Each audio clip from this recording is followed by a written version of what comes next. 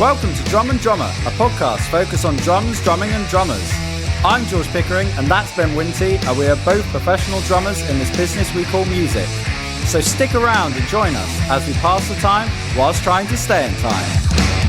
The barber picked up a magazine, showed me a picture of Jason Statham and went, see, it's going to be all right. Welcome to another episode of Drum and Drummer. Lovely. Georgie boy, you good? I'm good. How are you? Very good, mate. Yeah, nice. Good. Yeah, this is episode 43. Ooh. We're just slotting in another guest. Yeah. Just like that. Yeah. Kind of out of the blue. Yeah. I know it shocked you. It shocked me. It shocked all of us. Shocked the world, I'd say. Pray do tell. Who do we have on the show this week? Today, we have Ben Thomas. Who is another Ben drummer Thomas? called Ben. I like him already. Where do we begin? He is currently playing with Rag and Bone Man, has since the start of Rag and Bone Man. Currently teaches at BIMM in Brighton, among many other things. He does drum clinics or masterclasses, as you can call them, although he doesn't want to call them that because who even is a master nowadays? What is a master?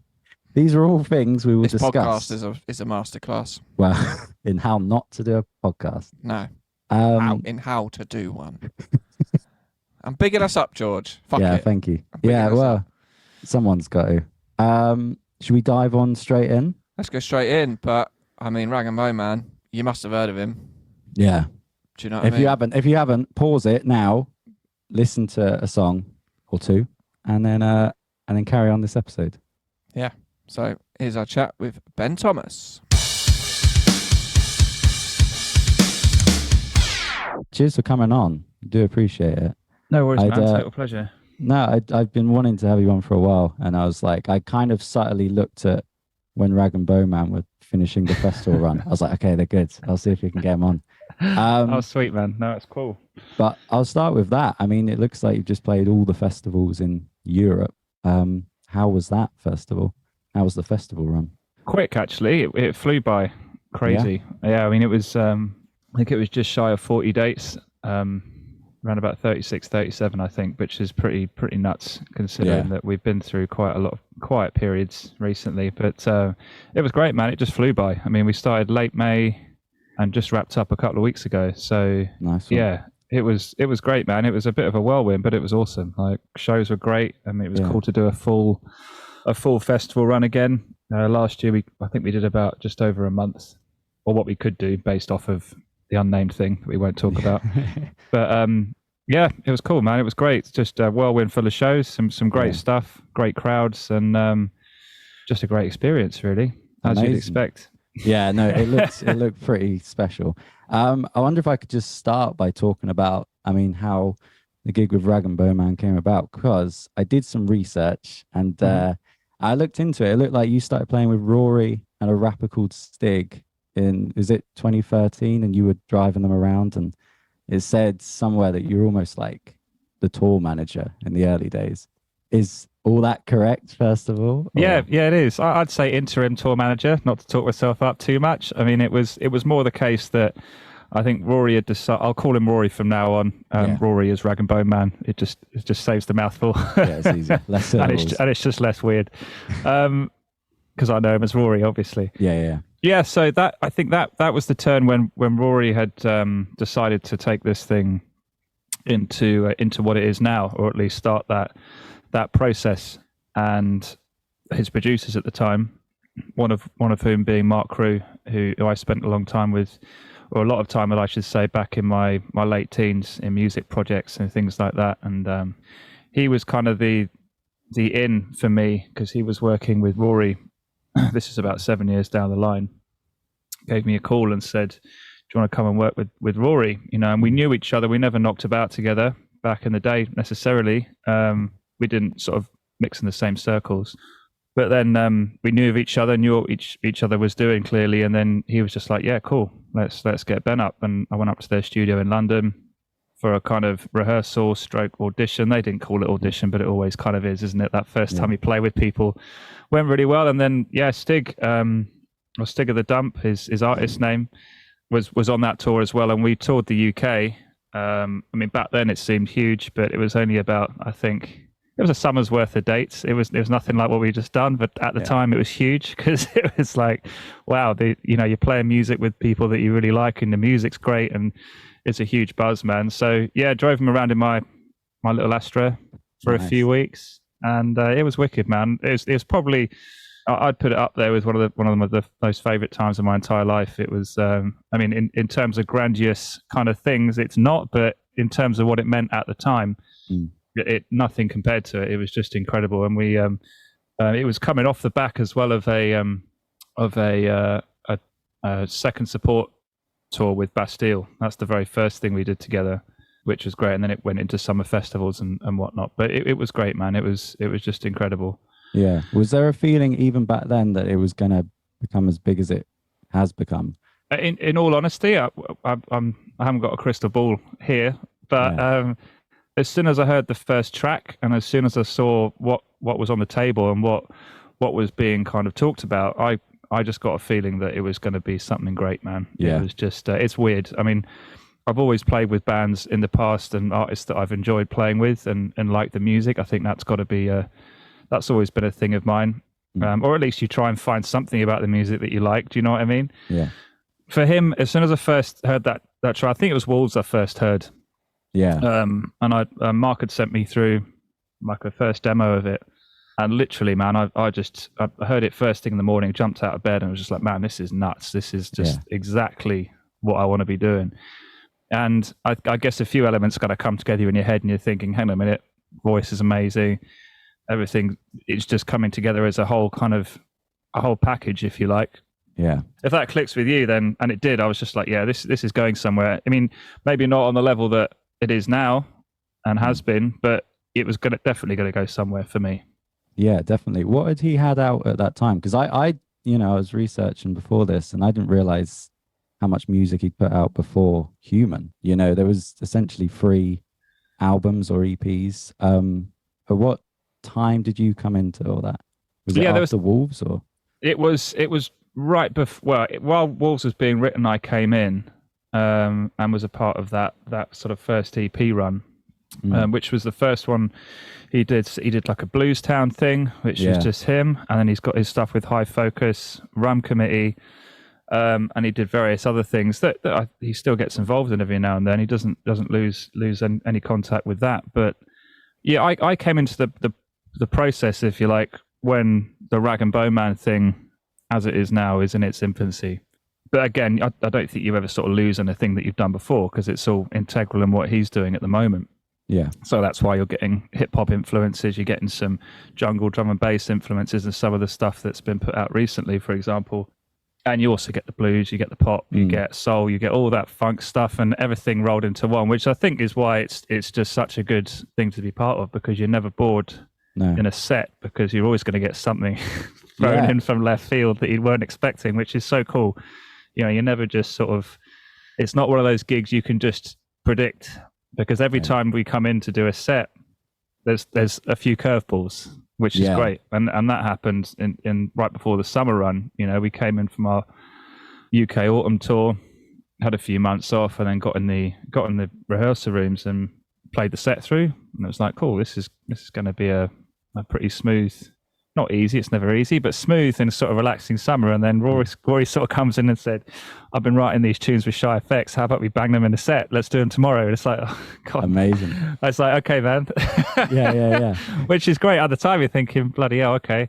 Yeah. In a rehearsal, we've got to get these tunes down in a matter of minutes. But it's great, man. That I just live for that stuff. It's so great just to be kept in that sort of biting point, if you like. Yeah, definitely. I think I saw an interview of you where you talked about you don't play to tracks. It can be to click, but it is no tracks just in case Rory goes off, on a different path with a song or something, which, that definitely lends itself to being more creative, I guess, Yeah, man. And you can kind of, without getting too wishy-washy, you can kind of tell a story with a set a little bit more, I think. You look back at, blues and stuff like that and everything that Rory's about, it's not like a constricted set, and it's never going to be one of those shows, I don't think anyway, that's going to be like, pyro dancers, all this kind of stuff, which is cool and it totally fits in someone else's mold maybe, but I think for Rory, having the ability just to sort of to flow with the vibe, whatever it is, because every gig's different,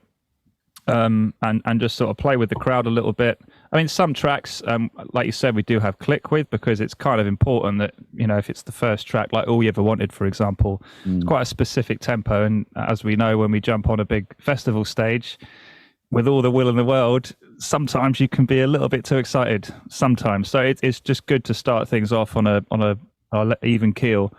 Yeah. And then you can kind of just reference everything else around that and work the set. But, you know, sometimes things will fluctuate a tiny bit if Rory wants to change things or do a completely free intro on something.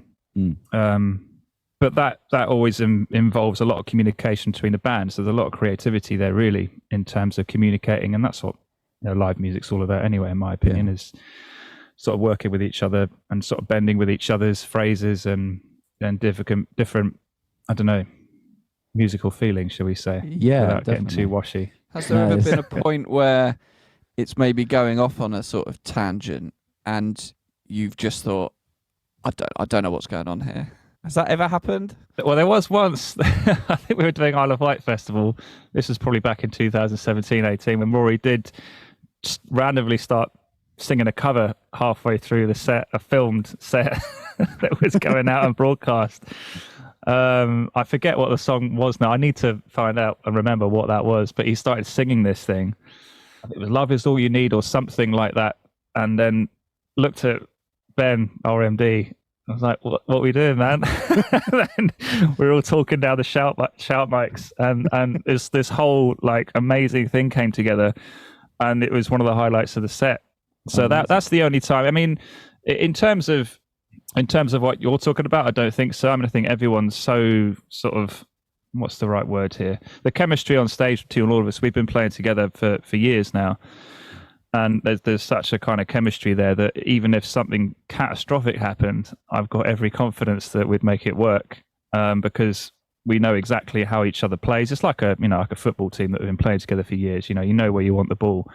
You just kind of, you know where someone's going, and you can kind of predict the next move, and everyone kind of works together. So if there is anything perhaps a little bit coming unexpectedly, we can kind of bend with it and it works. But no, I mean this summer was great. It was a really cool run with like I said, a few necessary musical changes throughout the run itself over a number of gigs. But no, by and large, no, it's always a nice surprise if something happens.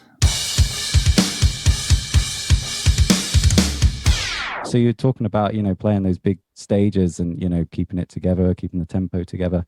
I mean, even just looking through your Instagram from like the early days of Rag and Bone Man to now, it's obviously like stages have got bigger and the festivals, got bigger. When you're looking out at a festival of people, what's the feeling? It's a good question. I think it's got quite a few answers, unfortunately. So I'll try and condense them down as much as possible. I feel like I threw in about 10 questions. No, that's all good. Apologize. That's all good. I think first and foremost is the, and I say this to students all the time, is I don't think that the excitement never goes away. Not if you're still into it, obviously, and I really am. So I think the excitement and the expectation that you put on yourself to make sure everyone else has a good gig, because you want them to have a great experience, you want the crowd to have a great experience, you obviously want Rory to have a great experience. There's a lot of responsibility going there, so that never goes away. You've always got nerves. Again, difficult to differentiate them between excitement sometimes, because you're like this kind of like the same feeling, you're sort of buzzing. So for that reason, for me, I think you've got to know what triggers you off in those situations. And for me, I don't drink any coffee before a gig. Otherwise, I'd be all over the place, because me and coffee, I can have about 1 or 2 a week. Other than that, I'm cool. Just level. Did you learn that the hard way? Yeah, I think so. Yeah, just being aware of what you can deal with. I like to be pretty calm before I go on stage, or as calm as I possibly can. Is there anything that you do to help keep you calm? Knowing the set.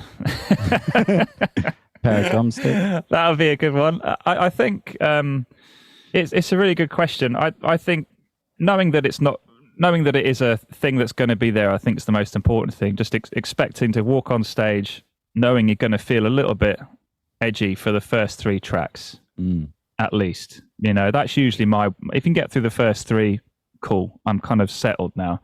Excitement's kind of gone. I can look up to the crowd.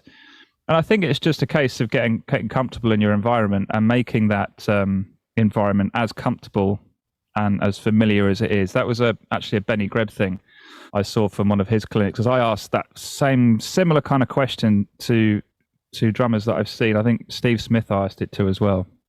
And I think Benny Greb gave me a great answer, which my question to him was, how do you replicate the feeling you get in your rehearsal room in a live stage situation in front of people? Because there's a big difference. And he said, again, you're unlikely to get it exactly the same, but the best thing you can do to give yourself the shot is that you replicate almost exactly what's going on in your studio or practice room with what's on stage. So try and get everything the same if you can. The drums, the setup, obviously the crowd's not going to be there, but if you're sat there with the same drums and the same instruments around you, same seat height, all that kind of stuff, you're just going to feel at home once you sit down. And I think that's something I really took on board. Same tunings, and that really helps me, so that when you're sat down, you know what's going on. Obviously, knowing that you've got good crew around you is a really good thing. I had a great drum tech this time out, Dano, who was always so good at tuning my drums and making sure that I didn't have to check stuff when I went up at the end. It was just like, you know what, mate, it's going to be cool. So I can sit down. It's just like, yeah, all good, man. I can feel at home as soon as I sit down. And then I guess just making friends with the situation. You know, the crowd are there, so look out, man. Like I used to close my eyes a lot when I played drums, but look out and enjoy the thing. I think that's something that people forget to do when they're on stage sometimes, is actually take it in and enjoy the experience, because you might not be there forever, and well, it won't be there forever.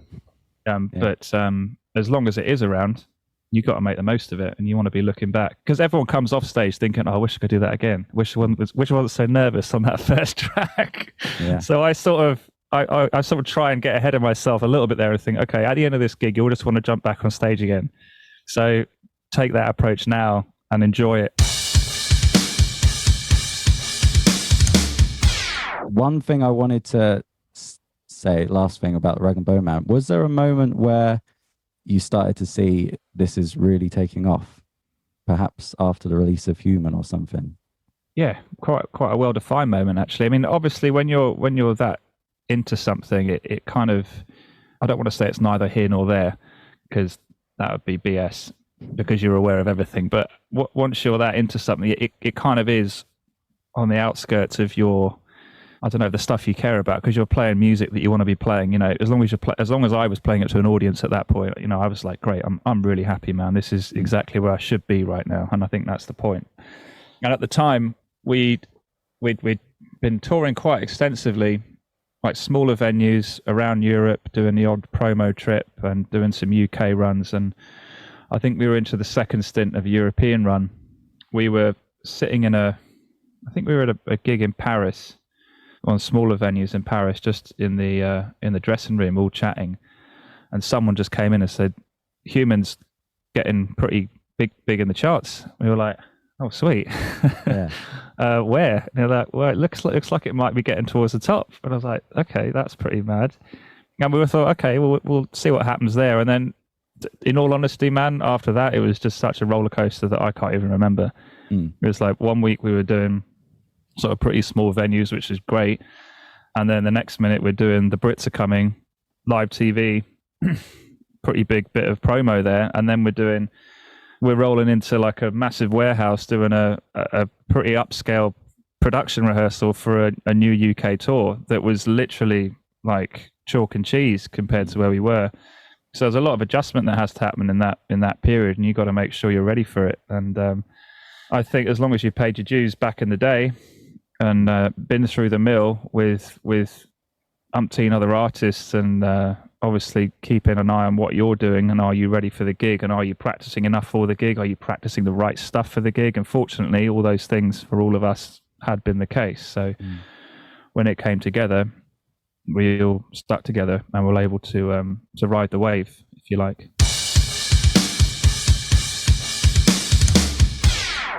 So teaching, I've got a million questions to ask. First of all, I think I'll just start by, we won't discuss it too much, but Pat Garvey, because he's someone who I went to BIMM, and he was, head of drums when I think he's always been head of drums, and I've recently started having private lessons with him. I'm aware that he's, been a big figure, I guess, in your education. And I just wanted to discuss basically, first of all, like, what's your relationship to Pat Garvey, basically? Well, he changed my life for a start in some way, which is not an overstatement by any means. Yeah, it's been a great relationship, man. I think we certainly get each other, and we work well together. He's someone that I met at the right time, at a point where I'd just come out of sort of formal musical education into a teaching role. And it's difficult to know what to do at that point, because for the first time, I think I was about 19, 20 when I came out of that. And I was teaching in this position for about a year and a half. And it suddenly dawned on me that I was just like, hang on a minute, this is the first time since the age of 10 or 11 maybe that I haven't had drum lessons. I was like, well, what does that mean? Does it mean am I ready to go now? Yeah. And, a very ignorant me for a bit thought, well, yes, maybe I'm ready. Maybe this is it. Maybe this is the final product. And it's like, well, and after a while, I was like, hang on a minute. No, not at all. What a stupid thing to think. And then I was, I don't know if you know Brighton that well, but there's a little club called Casablanca in Brighton, a long-standing club now. It's one of my favorite places I haven't been there in a while, but live music, and it was awesome. And I was down there with a few mates and had probably one too many. And we were just down there and stumbled into the downstairs bit, and this drummer was playing. And I was just looked at him and thought, that's exactly how I want to play drums. And I was just rooted to the spot for about the next 3 hours, just watching this guy that was Pat play drums. Yeah. And I was like, that's it, man. I was just taken by it. And it's different. And this is why I'd always encourage people to go and watch live music, because it's so different from watching a DVD or from watching a YouTube video where you're like, oh yeah, he looks pretty good, or she looks pretty good, or they look pretty good. I might try that one day. Whereas if you actually go to the gig and you see someone, you feel the air moving and you see what they're doing, and obviously you've got the chance to go and actually speak to them at the end of the gig. It's such a different experience, man. And I just went up to him afterwards and said, what's your name? And he said, Pat. And I said, do you do drum lessons? He's like, yeah, just give me a call on this number and we'll hook something up. And then literally the next couple of days, I gave him a call and was having lessons with him. And all I wanted to do at the time was just, I think I said to him, I just want to get what I've got sounding good, because I wasn't very happy with it. And he said, cool, we can do that. And we did it within a month. Yeah. And then 8 years later, we'd been through all of this stuff that was just, it was just the absolute fundamentals of drumming that perhaps in people's early development, you don't have the patience or the time for, and for obvious reasons, because it's bloody hard, man. Sitting down there for a month trying to get a quarter note played on a ride cymbal sounding good. Yep. People just don't want to do that sort of thing. Yeah. And I said to him, I think a good few years into the process, I was like, man, why didn't I do this when I was like 15, 16? And he simply said, it's because you weren't ready. And it's right, man. I think you have to have that moment when you think, I'm going to dedicate 3, 4, 5 hours a day to this thing and see what happens. And that doesn't mean you're always going to be sat behind a kit for 3, 4, 5 hours a day, right? You could be watching a drum video, notating something, just looking at some theory. It's all a balance of all that stuff. But if you really, it's probably more than that per day that I'm thinking about drums and doing something to do with music, or teaching for that matter. I kind of treat it as one now. But yeah, man, I think once you're ready for it, you can kind of dedicate your time to it and have a good teacher like Pat to guide you through it. It's just mind-boggling the amount that you can actually learn. And I've said this to my students in the past. I've just said, try practicing. Yeah. See what happens, man. Like, you'll be very surprised how quickly you can develop. And I think we get that from when we start playing drums. You get this very, very steep progression in the first, should we say, 6 months to a year, where you've gone from playing nothing to be able to playing, I don't know, AC/DC, Nirvana, all this stuff. It's like, bloody hell, this is nuts. And then all of a sudden, things start to plateau a little bit. And then you're like, oh, okay, this isn't quite as interesting as it was. Yeah. Because I'm sort of just I'm not taking on these new things quite as easily because they're much harder. And I think once you accept that, and once you realise that the little gains, almost like the further you go into the instrument, the smaller the gains are, but they become that much more important, even to the point where you won't even notice them. And like, you notice things that crop up when you're playing 6 months after the fact. I mean, I'm noticing things now, particularly in my left hand, that I was working on last year before we even started touring extensively again, and it's just starting to come out now. And it's like, there it is, man. That's great. Yeah. That's almost a year for that to be actually noticed. And obviously, it's been there. You just haven't really clocked it. But it's nice to kind of strip it back to the basics and be like, right, let's completely geek out with what I'm learning here. Well, it's nice, and it's also pretty nasty sometimes as well. You know, when I come off the road, I'm doing it right now. It's an exercise that Pat actually showed me, and it was all to do with those first few months of development to try and get sound better and get comfort behind the kit. And I do that every time we come off the road, right-handed, left-handed, for an hour before I do some development practice, just as maintenance, and it just sharpens me up. And that's a very simple groove exercise. And when you come back, you think, bloody hell, how long have I been doing this? And it's like, it always kind of moves a little bit, but you need to get it back to the level that you know it's at. Yeah. And it can be, but it's what people are going to hear. And this is what people lose sight of sometimes with all the social media bombardment and all the different avenues that drummers can go down now for a profession, because, you know, being an Instagram drummer is definitely a thing, but that's very different to being a live drummer. That's different to being a studio drummer.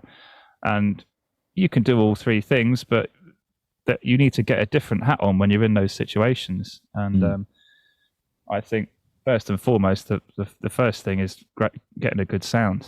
Yeah. If you're not creating a good sound, then what the bloody hell is the point in trying to play a 30-second note triplet, fly around the kit that's got no contextual, that's not been contextualized at all? It's just like, yes, it might sound a little bit showy, but if it's not sounding tight, if it's not in time, if it can't relate to anything, then I would argue that it's pointless. And you should do exactly what you just said and work on your tap strokes. I was doing singles the other day, just over a foot ostinato with a mic. And that's the other thing, man. Sorry to go on about this, but I'm really passionate about it. Yeah, please. With a mic on my kit, to actually get the sound of what might be coming out of front of house or a control room, because most of the time we'll go into a practice room, chuck a set of earbuds in and start smashing the hell out of a kit without actually listening to the intricacies of what you're doing.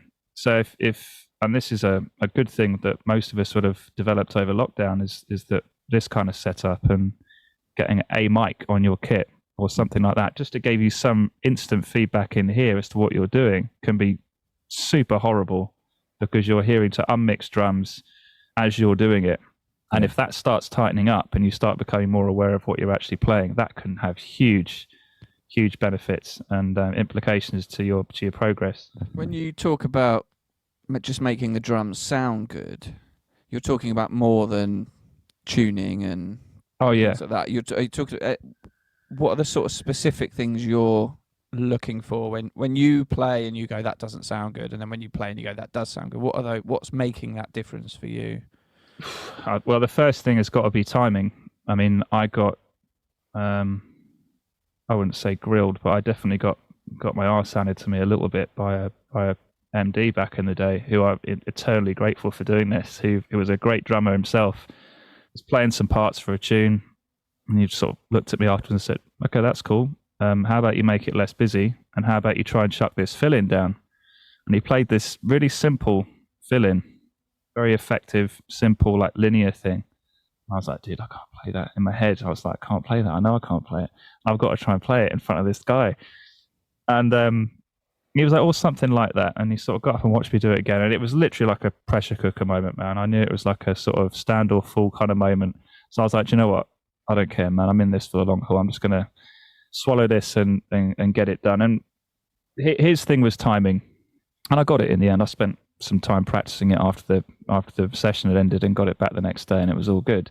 But his thing was timing, and it's like fluctuating with time. And I think there's a really strong case for just making sure, first of all, that if you're playing something, that it is consistent.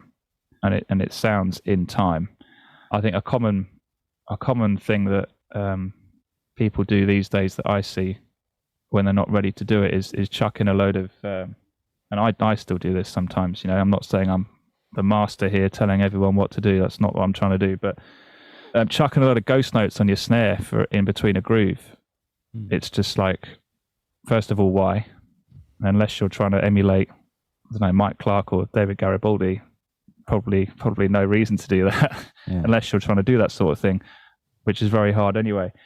They'll try and chuck all these things in, and if you're sort of playing all those 16th notes, if one of them is out of touch or one of them is not quite there, it's going to make the whole groove sound lumpy. So I would just say to someone, take those out, see if you can just play a simple rock groove, record it, listen to it back. Better still, get it in a Logic session or something, then look at the waveforms. Notice, is your backbeat right on the number? And if it isn't, are they consistent? Because no one's, as I said before, no one's a robot, and even Gad's got imperfections, but the beauty of his playing is that his imperfections are so consistent. That's what makes his sound, right? So you need to be super aware of what you do time-wise, and obviously life's too short sometimes, so you got to sort of weigh up how important this is to you. But if you want something to sound good, I'd say get it in time first, and just get super into that. And anyone that's looking to do that, I would strongly recommend getting Benny Grebb's Art and Science of Groove DVD. It's just gold dust. And then his Language of Drumming stuff, where he's doing the whole moving click thing, and then literally working everything through grids. Painstaking, but very enjoyable if that's what you're trying to improve. And then just really listening to stuff, playing things at 40 BPM, and really listening to how you're filling out the space. Are you playing a fill-in and then rushing your first backbeat, which is very common, and then you're chasing that time to get back the rest of the bar? You know what I mean? Yeah.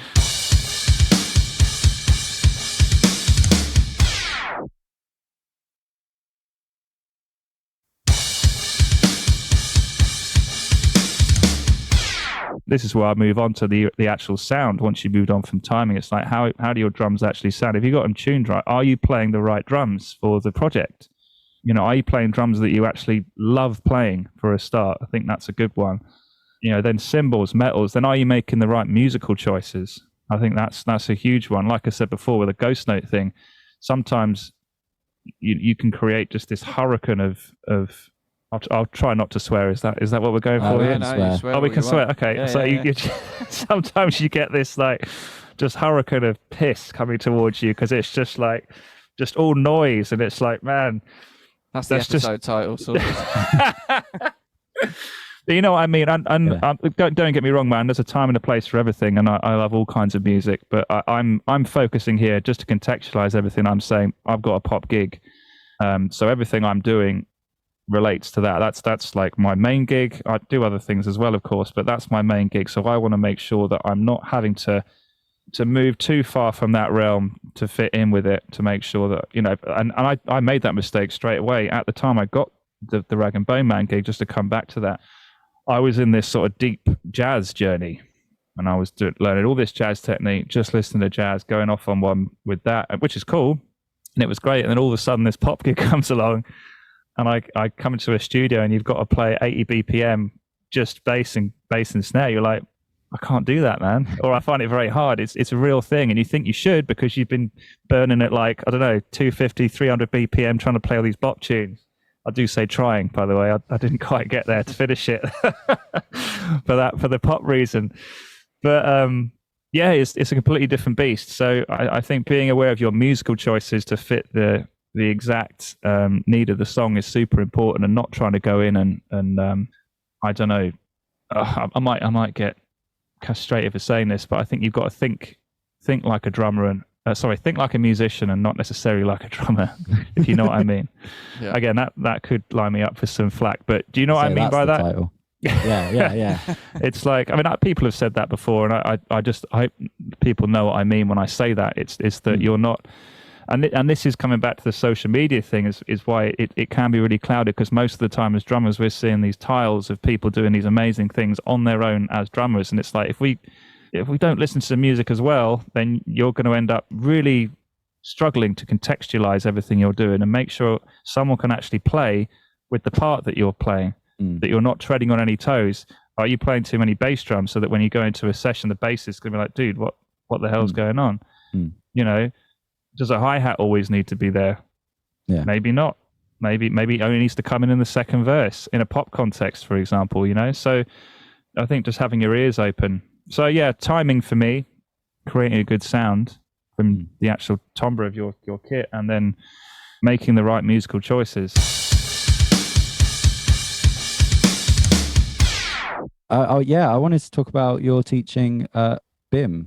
BIMM came along after our first campaign, and it comes back to Pat again, really, who I need to thank for that. You know, I made it very public to him that I wanted to do that, following the Rag and Bone Man thing, or actually before that, I think, because I wanted to progress with my teaching, and I said to Pat, you know, what have I got to do to teach at BIMM? And he quite honestly, as Pat, but nicely, as Pat is, of course, but he'll always tell you what you need to know. And he said, well, you've probably got to go and do something, because, you know, you've got to have a bit of clout to teach there.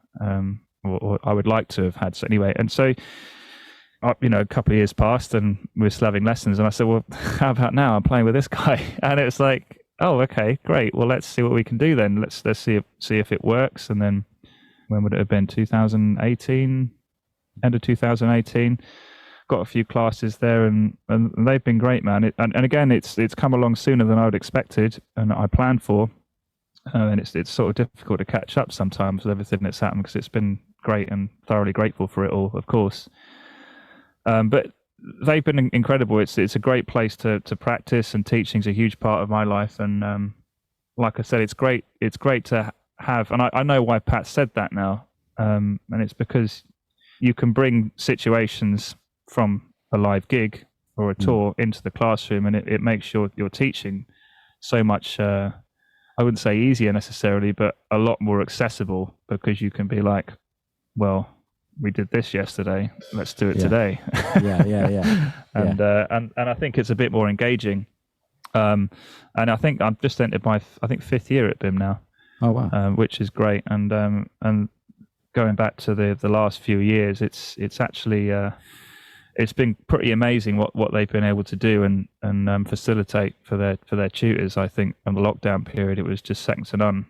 How they and the tutors and everyone just rose to the challenge of that whole online learning thing. And it's weird. It's changed the way I teach. I mean, the private lessons I do outside of that are all done online now. Last question I had to ask about cool. Pat Garvey. Is there anything that you've kind of taken on from learning from him?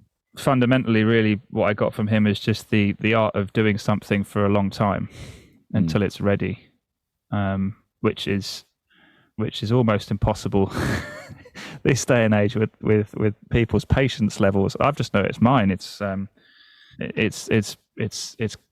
gone down my threshold for being able to do things without getting distracted. It's really tough. I mean, outside of drumming, obviously, but I think it's having the discipline. I think that's what it is. Just in one word, discipline to stick with something until it's ready, until it sounds good, and all those things I spoke about earlier.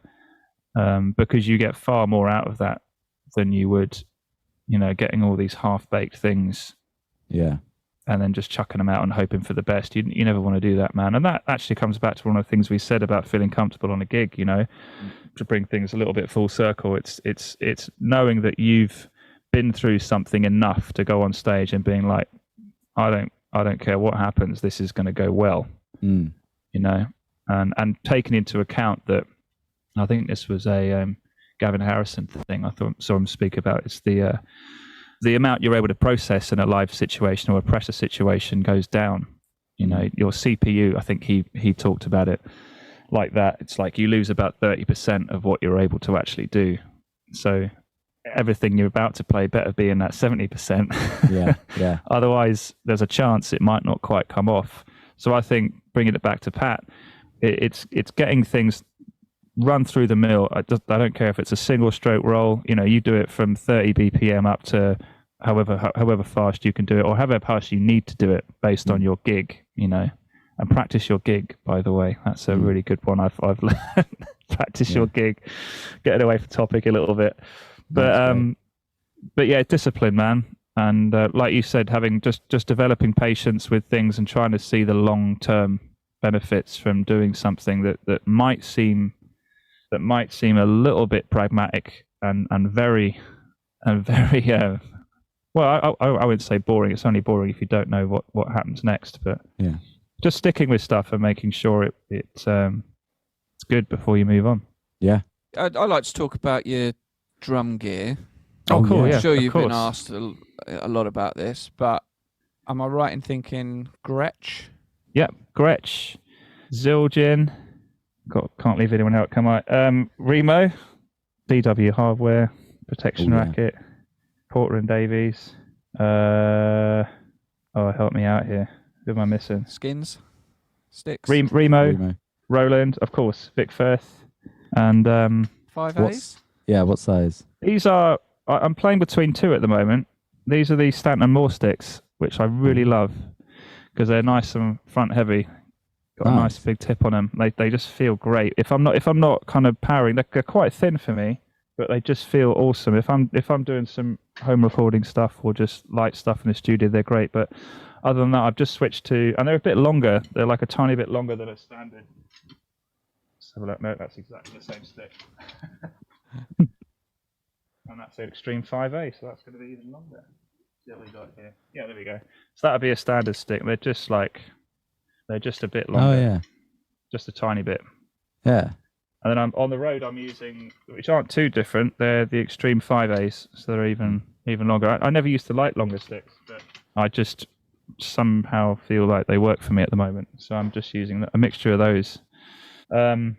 Yeah, I think that's everything. But yeah, Gretsch, they've all been incredible to me. All these people. Were you playing a Gretsch kit before? And SE electronic mics as well, I should say. Have you always been like before Gretsch?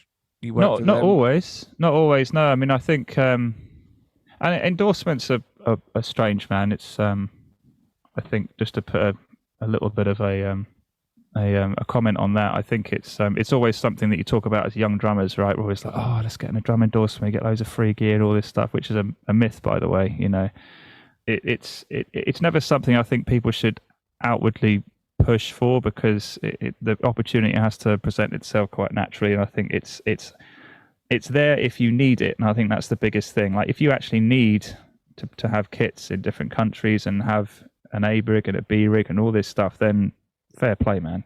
Knock yourself out. And I think if you're at that stage, a drum company is probably going to come knocking anyway, or a cymbal company or a stick company or whatever. So I don't think it's something that should be, massively like put on a pedestal because the playing comes first and you have to be loving the gear. And I never played Gretsch back in the day. And then we started doing the Rag & Bone Man stuff around about 2015, 16. I saw a Gretsch kit down in Brighton and bought it. And it's the most different kit I've ever bought in my life. It made me play differently, and it just makes me play the way that I want to play, which is exactly what I was talking about earlier, which is it's musical. They're the most musical drums I've ever played. They're kits that I want to listen to full notes on, because the sound is so rich and it's full of all those lovely sort of mids and low mids that I love and transfers so well to mics for this music that I'm playing. And I think about my choices a lot more on Gretsch, and it took a little time to adjust, but after that I was like, man, yeah, these are the drums for me. And Dave at Gretsch and DW was really nice to me. We were doing Reading Festival actually, and he came to me, saw I was playing a Gretsch, and was like, fancy having a chat. And he's been amazing ever since, and got three of them now, and they're just incredible, man. And I've just every time I play them, it's like, yeah, I'm in the right place. Definitely in the right place. Yeah, warming to broadcasters at the moment. They're literally, it's what I've got in here. It's what's on the road at the moment, and they're just like, yeah, this is a bit of me. This they sound great. I mean, I've only ever been at the level of I put my drums in the car and then I bring them home. Mm-hmm. But when we've spoken to like Woody from Bastille, he's mentioned about like having an A, B, C rig that goes around and stuff. So this summer run you've just done of festivals, the kit you were using, What happens at the end of the run? Where does that kit go? It depends what's happening. I mean, we've got a run in, as I said, end of October, beginning of November coming up. So I'm just leaving that on the truck or in the storage thing up wherever it is, and trust it's going to be there when I come back.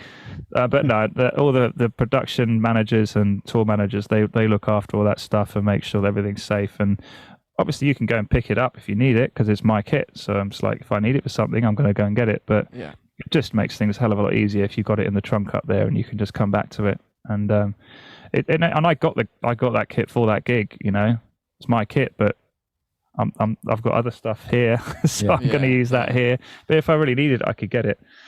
Just a 40-day European festival tour. You come back in the bus, and then you just got to pop the Gretsch in the Astra, and then just drive it back down. There's some bits that I take. Don't get me wrong. I mean, there's some bits I take back. Snare drums I usually take back with me, and obviously cymbals, a few of those I take back. But the core of it I leave up there until I can see, maybe a gap or it's the end of a campaign, and I'll bring it back and I'll spend some time with it here. But yeah, man, the logistics. Fortunately, they're very well looked after, which is great.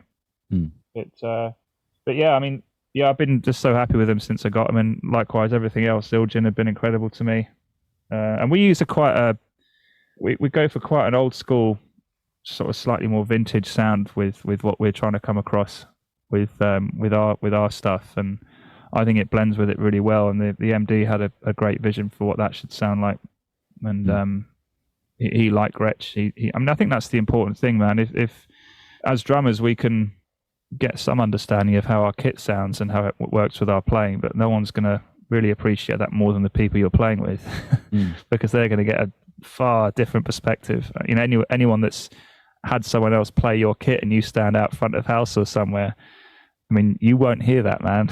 You're just going to get, behind the scenes, which is only a very small part of the puzzle. Yeah. So if you've got someone that you trust with a good set of ears in front of you saying, dude, that kit sounds awesome, then you probably know you're doing something right. With your tuning, hopefully, as well as your kit and your cymbal choices. And I think it's great. It's just great asking people for that, man. And it's like anyone that's really listening, producers are great for this. And as I said, MDs, musical directors, by the way, or bassists, they'll be listening to certain things that are going on. If they're gelling with it, then great. Cymbals are another one.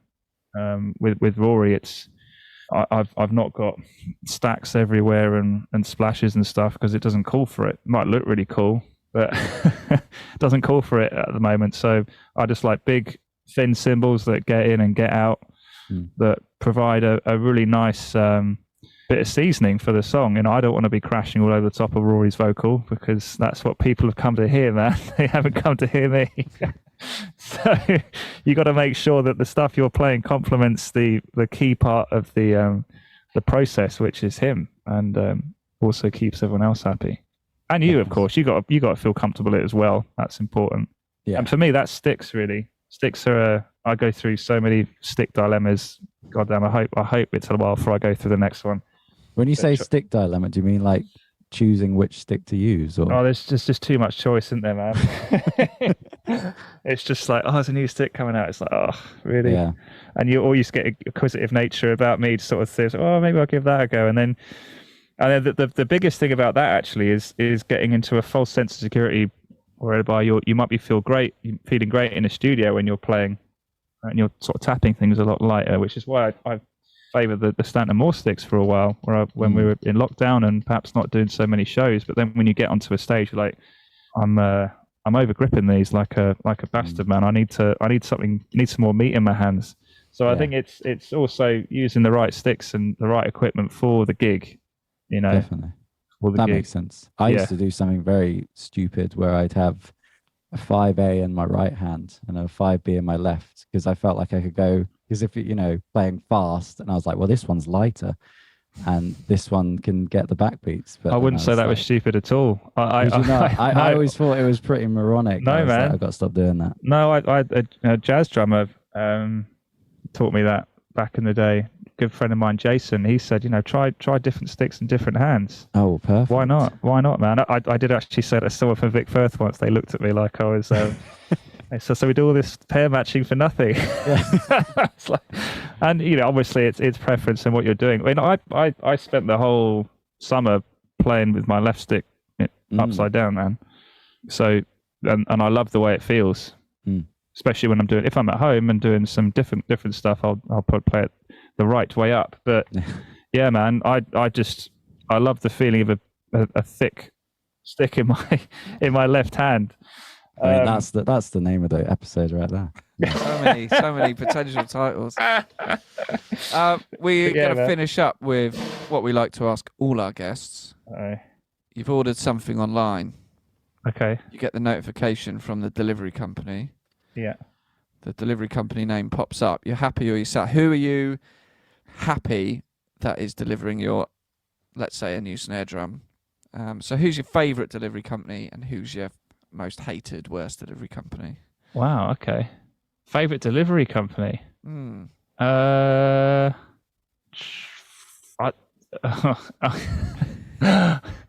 Is it bad that I'm probably going to go for a big corporation? No.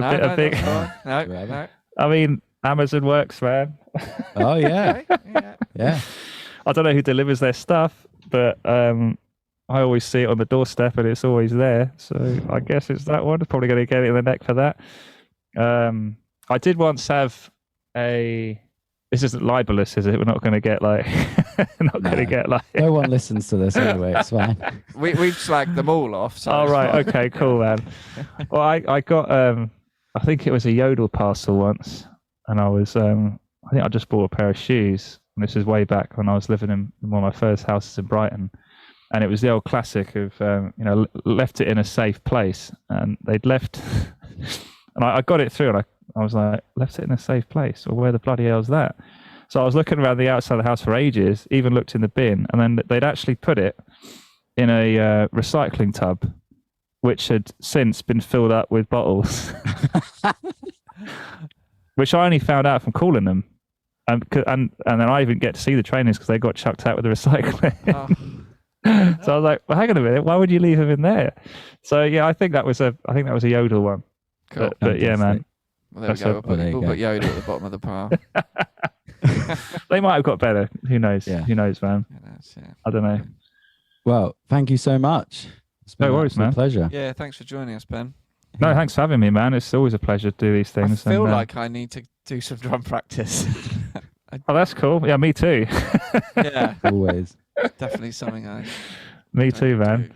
Yeah, I never want to come across like I know everything when I say these things. So I really don't. I'm still trying to do all of them myself. So it's like, I never want it to come across that way. We're all still learning. Sweet, man. Lovely. Well, right. thanks for having me, and I really appreciate it. It was nice to meet you. Thanks for your time, man. Bye bye. Thank you. Nice one, mate. Bye bye. So there we go. That was our chat with Ben Thomas. Yes. Drummer for the Rag and Bone Man. I think it's just Rag and Bone Man. The Rag and Bone Man. The Rag and Bone Man. I hope you enjoyed it. That was very insightful. I thoroughly enjoyed how in depth he went with every question we asked. I always feel like I'm rambling on. And, you are. Even now. We said, let's do a quick outro for this episode, and already been talking too long. Anything else for the ep? I don't think so. No, I think that we'll was leave more it there, than enough. But, we've fed you all. We fed you some sweet drum stuff. Perfect. No, I mean for he's it's good. I think he's playing with a very successful artist. He's doing very well, yet he's still giving back by doing all his teaching, and he's still very keen. He's a very keen teacher. Yeah. And so he's going to pass all that knowledge on to the next generation. Definitely. And he definitely made me feel guilty because I don't do any practice. But maybe I should. Well, let's end it there. End it on that note so everyone remembers you saying that. Yeah. That's key. It doesn't matter how big or good you are. You still got to keep it. Keep it ticking along. You're right. Have a good weekend, Georgie boy. You too. And I'll see you next week for another episode of Drum and Drummer. Bye. Thank you for listening to Drum and Drummer. You can find us on Instagram at Drum and Drummer Podcast. And you can send us an email to drumanddrummerpod@gmail.com. Remember, just pick up the sticks and twat it.